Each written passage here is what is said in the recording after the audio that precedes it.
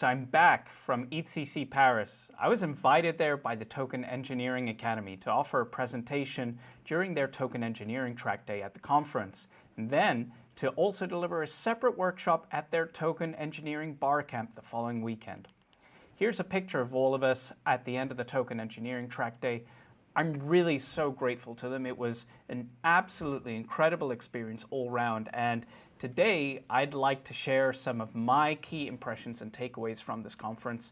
As always, I'll do that with a special spotlight on the issues that relate to tokenomics and token engineering. Let's go.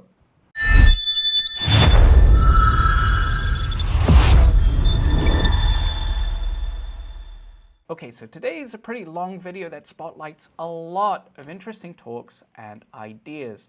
So if you're not in the mood for a full 6-course meal, do browse over the chapters to select your preferred à la carte information experience.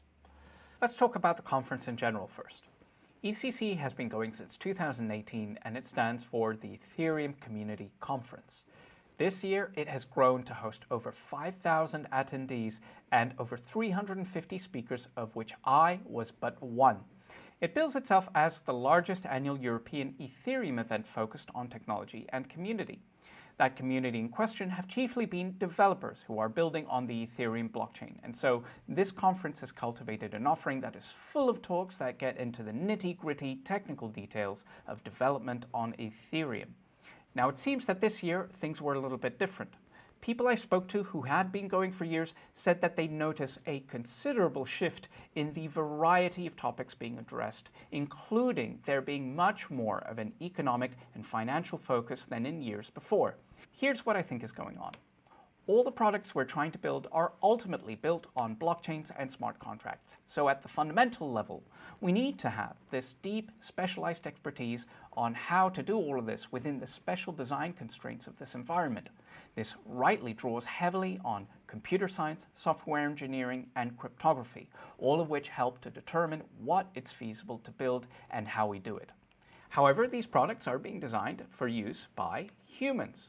And the way these humans interact with these products is highly economically motivated, either because the product itself is explicitly financial, like a DEX or lending protocol, or because it supports some complex economic interactions between all these humans. These economic behaviors are not part of the core domains for computer science, software engineering, or cryptography, and so they by themselves are unable to bring these behaviors into the design loop to understand how they are going to bear on the actual attributes of the product once it's live and being put to use. And so it actually becomes necessary to bring in additional theoretical perspectives from conventional finance, economics, and their newly emerging blockchain-specific subfields of tokenomics, cryptoeconomics, and token engineering. A review of the conference by consensus corroborates this idea that there's been an expansive shift in the priorities being handled when they say a shift in focus from infrastructure to application development is overdue.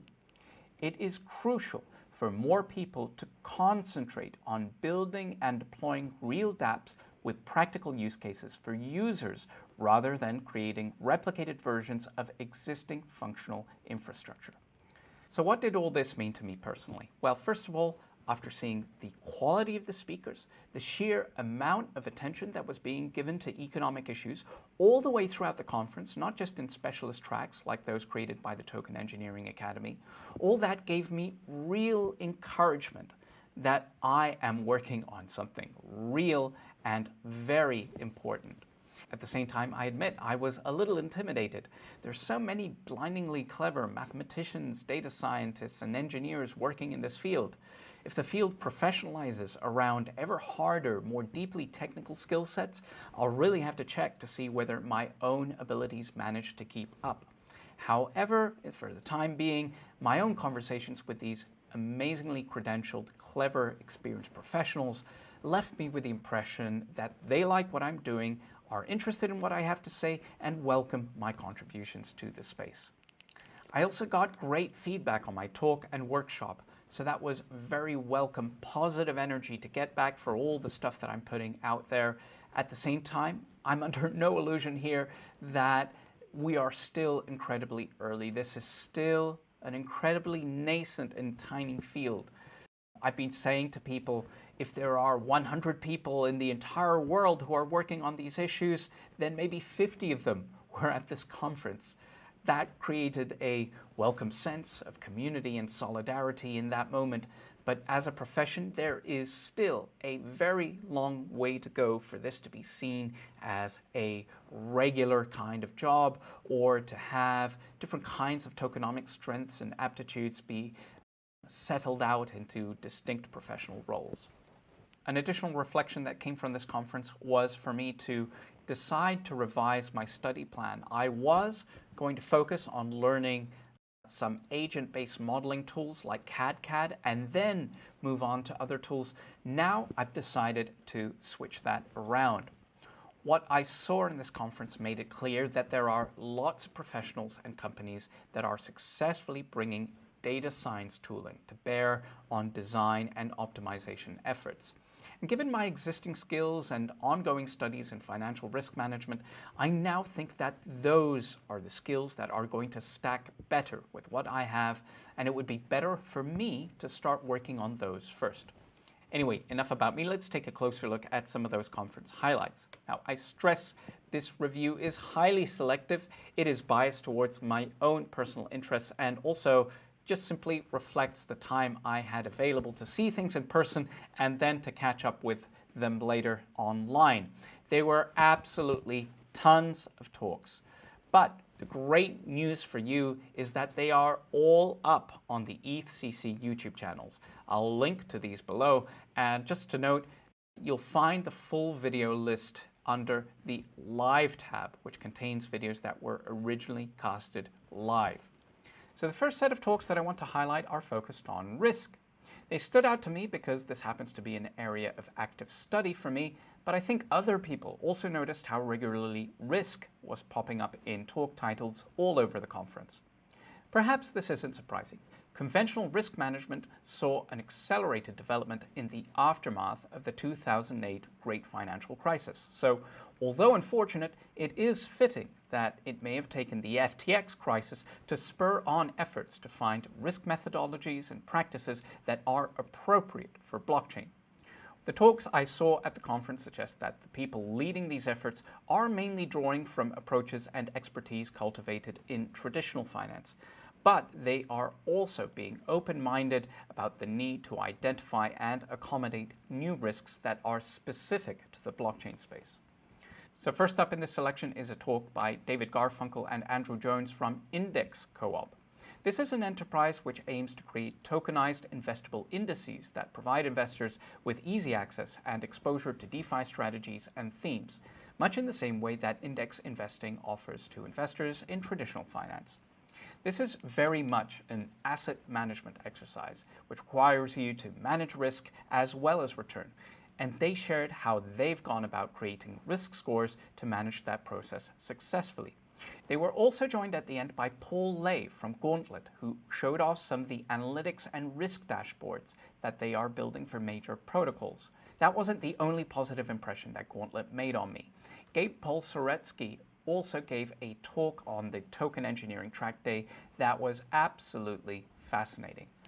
I've been saying in public and in the advice I give to clients that you can't run APY reward programs callously to try and bring on new users and beat the guy next to you who is offering 2,000% APY. Reward programs can be valid, but they need to be carefully costed and, wherever possible, evaluated against other metrics like customer acquisition cost and customer lifetime value to make sure that they pay back enough. The problem is that determining those metrics are hard. And from what I've seen in many blockchain startups, they are willing to pay six-figure salaries for a good dev, but not for a good data analyst or a good data scientist to join their team, if they even thought of hiring one. What this presentation by Gauntlet showed me is not only do they agree with my point of view, but they actually came up with a data method to try and evaluate the likely impact of this reward program in order to estimate how much value it would bring back to the project. Gabe also said something else in this presentation that made a really, really important connection for me. As he discussed how they explored different ways to tackle this problem, he pointed out that while Gauntlet had visibility into wallet-level behaviors, these were just so changeable and exotic that the team judged that it wasn't possible to get traction on this problem by means of modeling low-level agent behavior. When they zoomed out, however, they discovered that despite the unimaginable variety and mutability of micro-level behaviors, macro-level statistical patterns exist that create an opportunity for insight. This made the penny drop in a real big way for me. Up until this point, most of my conversations with tokenomics professionals has constantly been leading me towards low-level agent-based simulation methods. Yet, as I've said before on this channel, I always had some unease about this, precisely because in many cases of interest, the behavior of agents can be so broad that you'll never succeed in specifying the agent behaviors correctly and comprehensively in your model. And trying to do that instead risks drawing you into making false inferences and assurances from your modeling. Still, since all the other tokenomics pros were so focused on agent-based methods, I figured I ought to learn them as well. But after watching this talk and others at the conference, I feel that my skeptical intuitions about agent-based methods have been validated to an extent, at least in certain contexts, and that given my existing training, I will be better off prioritizing these higher-level data methods rooted in statistics, machine learning, data exploration, and that those skills will be valuable in this field and still be able to be put to use on the design tasks that I find so interesting. I'm not dumping on agent-based modeling, by the way. We'll see later that Trent McConaughey from Ocean Protocol put agent-based methods to extremely good use, although I think in his case he was dealing with a narrower problem, and that's why they were successful. But all in all, both of these approaches are going to be right and appropriate in the correct situations. My choice just has more to do with what I think fits better with what I already know and how to get leverage from that. Anyway, it should be clear that I found this talk absolutely amazing. I'm definitely going to be consuming a lot more of the content that Gauntlet are putting out there, and I was left with the impression that they're doing some really cool, exciting stuff, and they are resourced by talent with substantial expertise, so go check them out. Next up, highlighting just how mainstream all this stuff is becoming behind the scenes, we had Charles Jansen from Standard & Poor's, one of the major credit rating agencies in traditional finance. It's their name on the most important index of our times, the S&P 500. Charles shares how there is growing acceptance at S&P that the future of credit is on-chain, and that growing financial institutional flows into blockchain activity and DeFi necessitate the development of credit rating approaches for protocols and blockchain enterprises. In fact, they already issued a rating for Compound Prime, the enterprise arm of Compound. Check out his presentation and see some of the approaches and the research of his colleagues that are being used for this sort of work. Jan Osolnik from Block Analytica and MakerDAO also shared how he is using risk data science to optimize DeFi protocols. He was kind enough to offer a list of techniques that he thinks are a relevant part of the toolkit. Thankfully, most appear to be pretty standard, classic methods, including exploratory data analysis, regression, clustering analysis, the same techniques that found value and traction in the Web 2 space.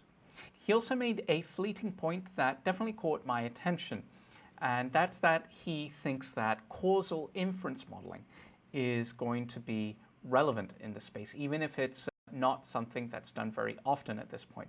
Now, this is a technical point, but lots of machine learning is really just about creating predictions through correlations.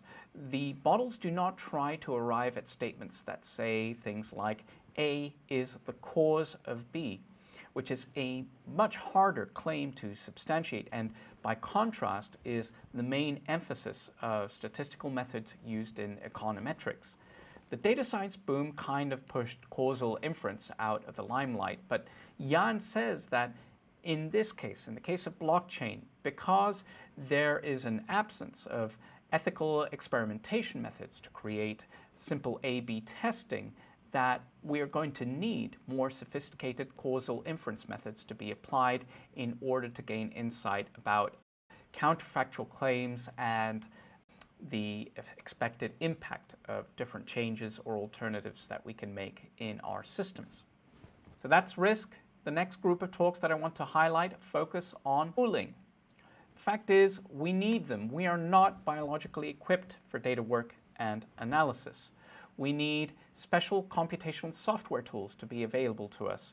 And over time, we've seen that the tools evolve not just with how much computing power we have, but with the nature of the data that needs to be worked on as well. So it's no surprise that blockchain special data characteristics legitimately motivate the need for new tools that are specialized and optimized to these kinds of tasks.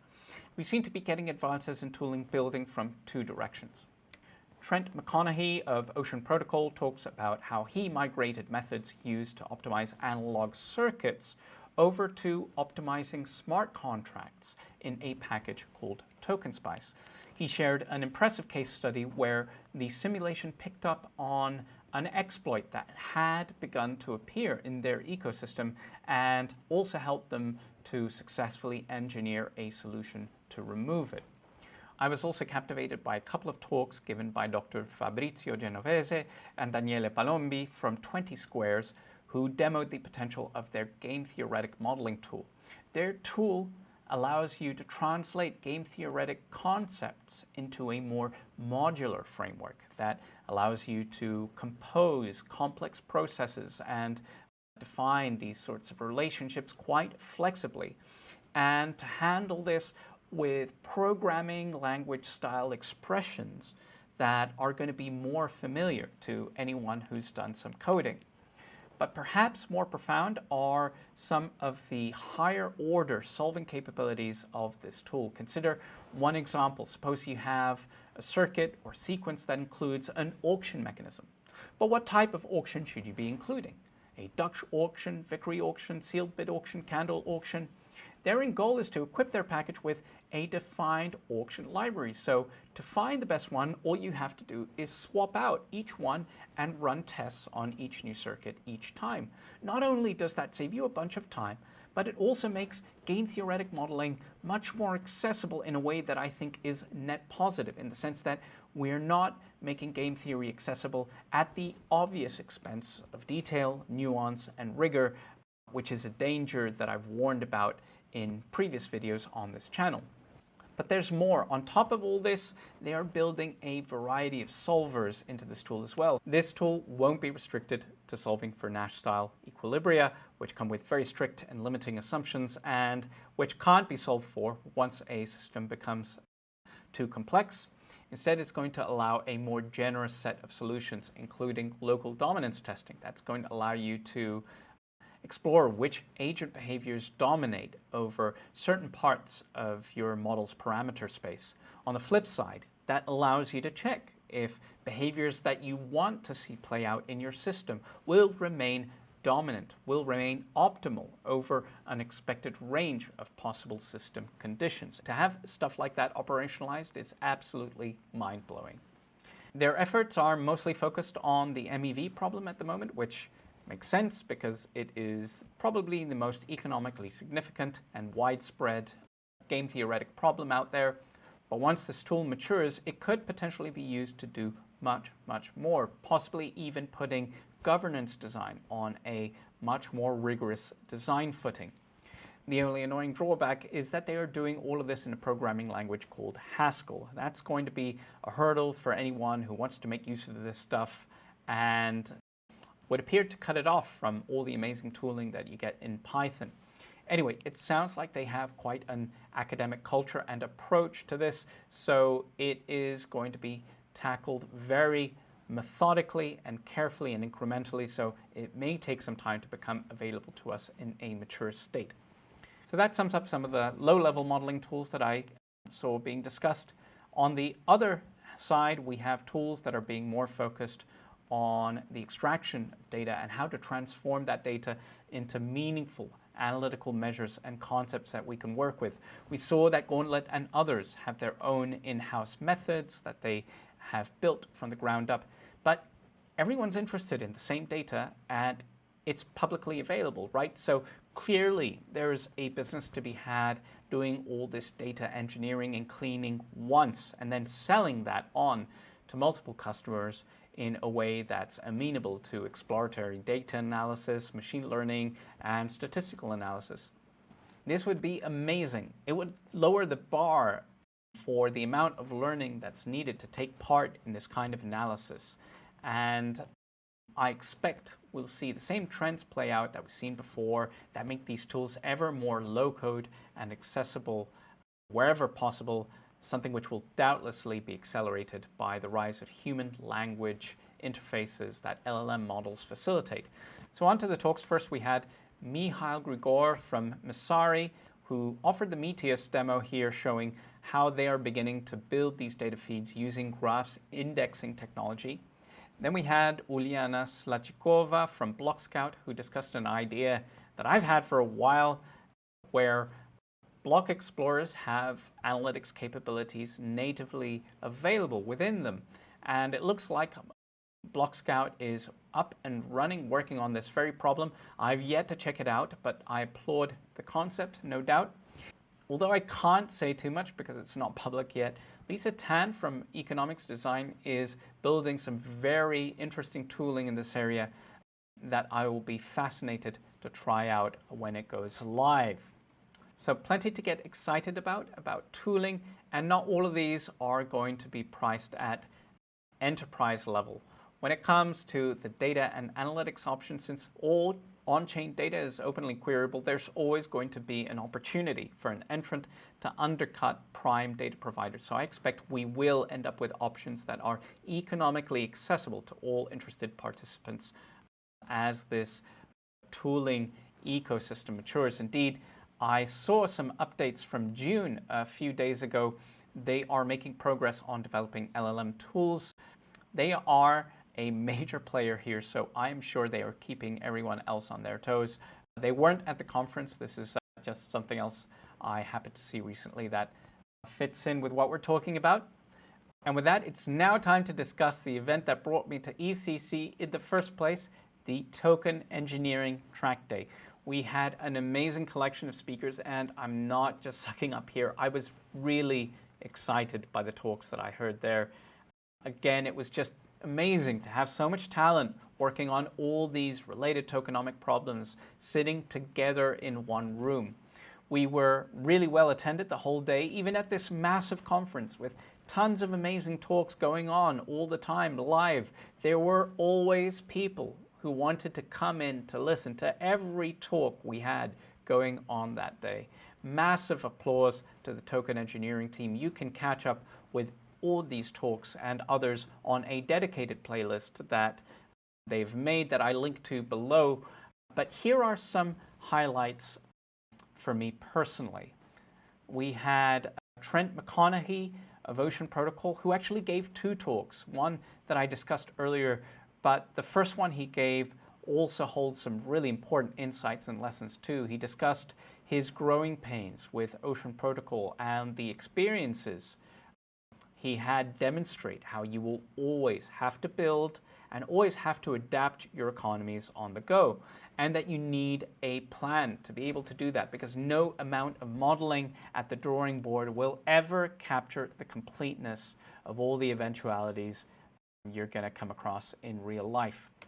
Dr. Achim Struve of Outlier Ventures highlighted how the right modeling choice depends as much on the client situation as it does on the problem being modeled. If the client is in an exploratory phase or doesn't need deep modeling to raise seed or doesn't have much of a budget, it may be entirely better for them to get a rough sketch of their system with a simpler spreadsheet-based tool, which he demonstrated.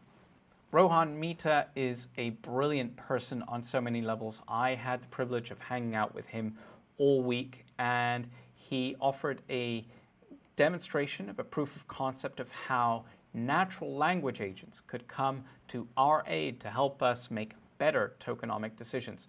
I was honored that they used my own fundraising model as the template to create the backend for this demo.